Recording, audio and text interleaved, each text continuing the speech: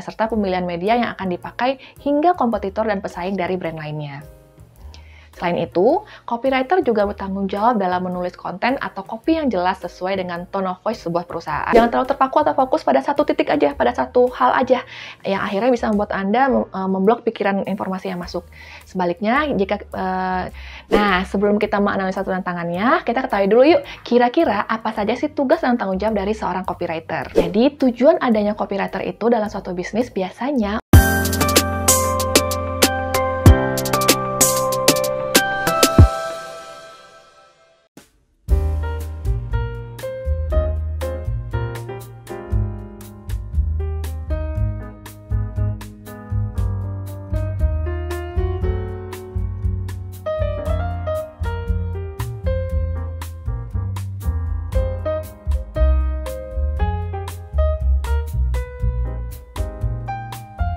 Halo, kembali lagi di Seribu Sharing Ringan di hari Rabu bersama saya Dila di channel Grafologi Indonesia.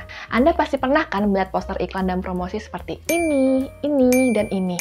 Selain itu, saya juga yakin nih bahwa Anda pernah melihat iklan-iklan yang berseliweran di TV, media sosial, hingga billboard di jalan raya. Tapi pernah kepikiran nggak sih siapa orang di balik tulisan-tulisan kreatif dan menarik ini? Sampai banyak banget orang yang beli produknya. Yes, betul banget. Orang yang bertanggung jawab atas iklan-iklan yang sering kita lihat dan kita tonton ini adalah namanya copywriter. Nah, kebetulan banget nih, hari ini saya sudah mendapatkan tulisan tangan dari seorang kandidat copywriter yang akan membantu saya merancang dan mengimplementasikan iklan dari produk dari perusahaan saya. Nah, kita bedah yuk tulisan tangannya ini dan kita cari tahu nih apakah orang ini cocok untuk melakukan tugas dan tanggung jawab sebagai seorang copywriter. Nah, sebelum kita menganalisa tulisan tangannya, kita ketahui dulu yuk kira-kira apa saja sih tugas dan tanggung jawab dari seorang copywriter. Jadi, tujuan adanya copywriter dalam suatu bisnis ini biasanya untuk mempengaruhi keputusan target konsumen untuk melakukan tindakan terhadap produk atau jasa yang sedang dipromosikan. Tugas dan tanggung jawab copywriter ternyata tidak hanya membuat tulisan di iklan saja. Sebelum membuat iklan yang kreatif dan menarik, biasanya seorang copywriter harus melakukan riset dan brainstorming dengan divisi marketing lainnya, seperti produk atau jasa yang akan diiklankan, menentukan target audiens yang cocok dengan kegiatan promosi yang akan dilakukan, dan menentukan konsep ide iklan atau strategi marketing, serta pemilihan media yang akan dipakai hingga kompetitor dan pesaing dari brand lainnya. Selain itu, copywriter juga bertanggung jawab dalam menulis konten atau copy yang jelas sesuai dengan tone of voice sebuah perusahaan. Nah, salah satu bentuk copy yang sering Anda dengar atau baca dari seorang copywriter adalah tagline dari setiap produk. Copy yang menarik dan kreatif dari sebuah brand ini berpotensi menjadi top of mind di kalangan konsumen. Selanjutnya, copywriter juga bertugas dalam memantau dan meningkatkan traffic website dan media sosial bisnis. Kemudian, seorang copywriter juga bertanggung jawab dalam mengevaluasi dan menganalisis hasil marketing campaigns dan copy sebagai bahan evaluasi dan pengembangan copywriting terhadap produk atau layanan atau campaign selanjutnya. Bisa melalui feedback klien, masyarakat, dan traffic website dan media sosial. Ternyata copywriter memiliki peran yang penting ya dalam keberhasilan sebuah bisnis atau perusahaan dalam meningkatkan penjualan melalui tulisan-tulisan pada iklan yang menarik. Jadi, dengan tanggung jawab ini, kalau kita lihat kepribadian seorang copywriter harus memiliki kreativitas dan kemampuan menulis yang sangat baik untuk mencapai keberhasilan tugas-tugasnya. Selain itu, copywriter juga harus luwes dan fleksibel dalam berpikir dan imajinasi untuk menciptakan ide-ide yang kreatif dan orisinil. Tidak hanya itu, copywriter juga harus teliti dan memperhatikan detail dari iklan yang akan ditayangkan supaya informasinya dapat tersampaikan dengan jelas ke target market. Oke, kalau begitu, setelah kita mengetahui kepribadian apa saja nih yang dibutuhkan dari seorang copywriter, kita langsung aja yuk analisis tulisan tangan kandidat ini. Cocok apa enggak dia untuk menjadi seorang copywriter? Nah, kemampuan yang paling penting yang harus dimiliki dari seorang copywriter adalah kemampuan untuk menulis yang baik. Nah, biasanya kemampuan menulis seorang yang baik ini diikuti dengan minat dia terhadap dunia tulis. Maka biasanya dia akan bisa menulis dengan cukup baik juga. Nah, itu kita bisa lihat dari huruf D-nya. Huruf D-nya kelihatan seperti delta. Itu namanya literally leaning. Nah, penulis yang memiliki bentuk huruf D seperti ini biasanya memiliki bakat alami dalam dunia literatur. Ia juga memiliki antusias yang tinggi dalam baca buku, sehingga sangat memungkinkan bagi ia untuk memiliki kosakata yang luas dan keahlian menulis yang baik. Selain itu, penulis yang memiliki bentuk seperti ini biasanya merupakan storyteller yang baik dan ia memikirkan bagaimana nih kata-kata dapat menghasilkan efek yang baik terhadap orang-orang yang mendengarkannya. Nah, sesuai dengan namanya, seorang copywriter tentu saja harus bisa menulis dengan kata dan kalimat yang persuasif agar iklan dan strategi campaign yang dihasilkan juga menarik perhatian dari target audience. Selain itu, pengetahuan kosakata yang luas juga dapat memungkinkan seorang copywriter untuk menghasilkan kata-kata yang unik dan orisinil sehingga target audience dapat langsung teringat pada produk atau campaign yang sedang diiklankan. Jadi, kemampuan menulis ini benar-benar bisa membantu seorang copywriter untuk menulis ide-ide kreatif untuk meningkatkan penjualan produk atau mensukseskan campaigns-nya. Nah, sekarang kalau kita perhatikan tulisan dari kandidat ini, kita lihat dari huruf D-nya, banyak yang bentuknya seperti huruf delta. Ini menunjukkan minat dia terhadap dunia literatur, maka kemungkinan besar dia juga memiliki kemampuan menulis yang ditunjang oleh minatnya terhadap dunia literatur ini. Jadi dia udah dapat nih 1 poin untuk kecocokan dia sebagai seorang copywriter.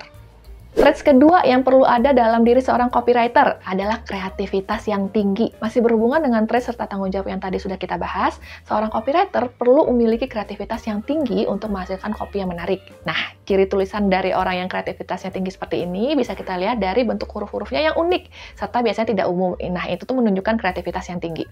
Tanda seperti ini menggambarkan penulis dapat menciptakan sesuatu yang baru dengan pemikirannya yang tidak biasa dan ia menikmati nih pekerjaan seni seperti musik, puisi, ataupun melukis. Dengan pendekatan yang kreatif dan inovatif, ia dapat menuangkan sentuhan pribadi pada setiap pekerjaan dan aktivitasnya, baik dalam skala kecil maupun skala besar.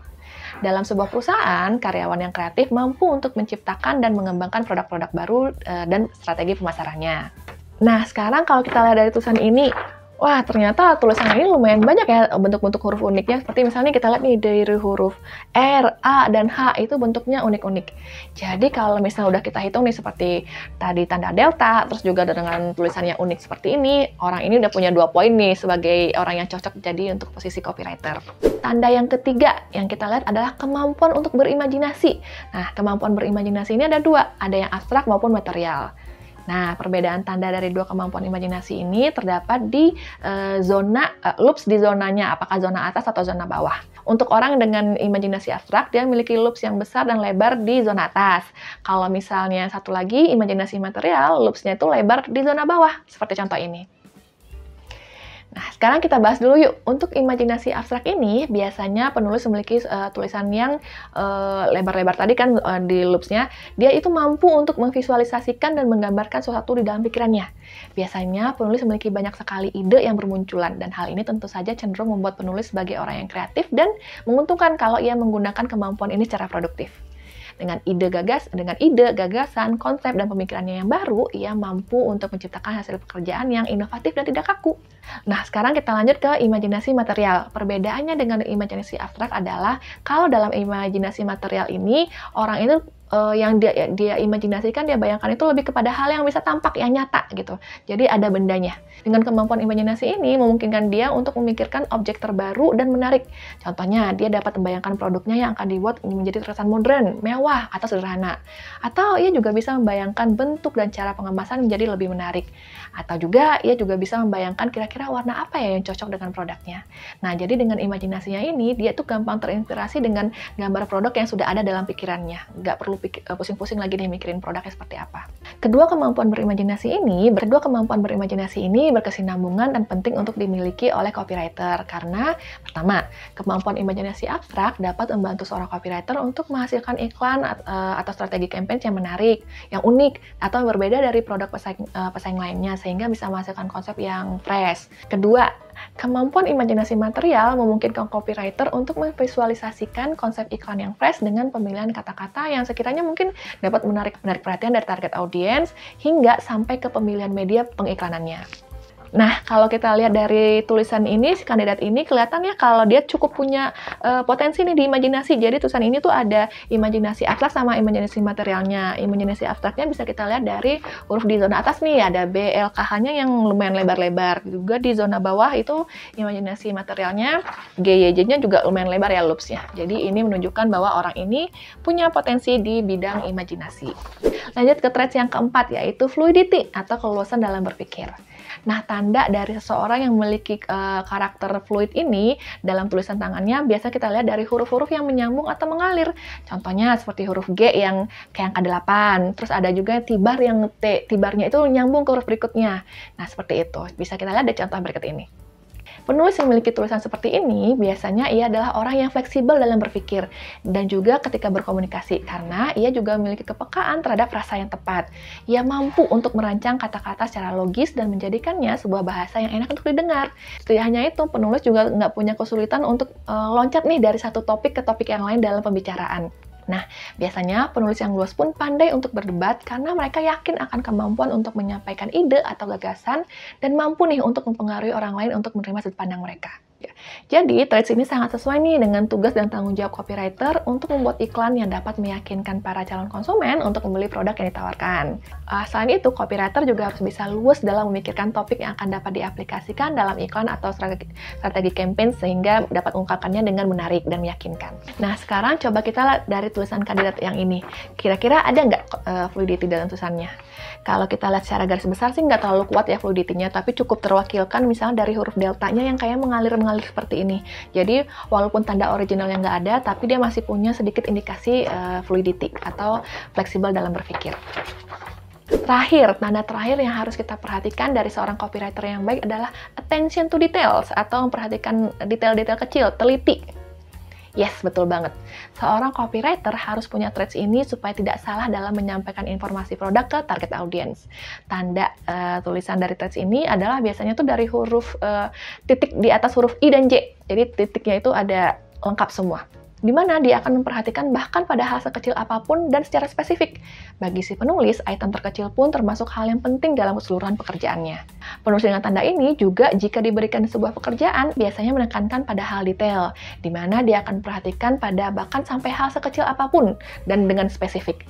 Bagi si penulis, item terkecil pun termasuk hal yang penting dalam seluruh pekerjaannya. Penulis dengan tanda seperti ini juga akan sangat memperhatikan misalnya dari struktur tulisan, tanda baca, hal-hal kecil seperti itu pun dia perhatikan. Jadi kenapa nih seorang copywriter perlu teliti terhadap copywriting yang dia buat agar informasi produk dan gaya tulisan sesuai dengan brand voice produk yang dia iklankan serta tidak menimbulkan kesalahpahaman terhadap target audiens. Nah, berdasarkan tulisan kandidat ini, kita udah melihat nih bahwa ternyata kandidat ini memiliki beberapa traits yang kita cari tadi, seperti kemampuan menulis yang baik, kreativitasnya ada, kemampuan berimajinasinya baik asal dan materialnya cukup, serta memiliki attention to details. Meski mungkin ada sedikit catatan ya bahwa dia masih bisa lebih meningkatkan lagi keluasannya dia, fleksibilitasnya. Tapi bisa kita simpulkan ya bahwa sebenarnya kandidat ini tuh sudah cukup cocok untuk menjadi seorang copywriter. Nah, ada juga nih tips untuk meningkatkan kemampuan berpikir agar menjadi lebih luas. Misalnya adalah dengan coba menenangkan pikiran nih. Jangan terlalu terpaku atau fokus pada satu titik aja, pada satu hal aja. Yang akhirnya bisa membuat Anda memblok pikiran informasi yang masuk. Sebaliknya, jika kita berpikiran dengan tenang, akan ada banyak inspirasi yang bisa masuk dalam pikiran kita, dan pikiran kita akan mengolah informasi dengan lebih baik. Atau alternatifnya, Anda juga dapat nih mencoba melakukan sesuatu yang berbeda dari rutinitas sehari-hari untuk melatih kemampuan fleksibilitas berpikir. Pastinya Anda sudah mengetahui dong, tadi sudah kita bahas tentang trait-trait copywriter dalam sebuah tulisan tangan. Nah, setelah pembahasan kita tadi, pastinya Anda sudah tahu dong apa aja trait-trait seorang copywriter dalam sebuah tulisan tangan.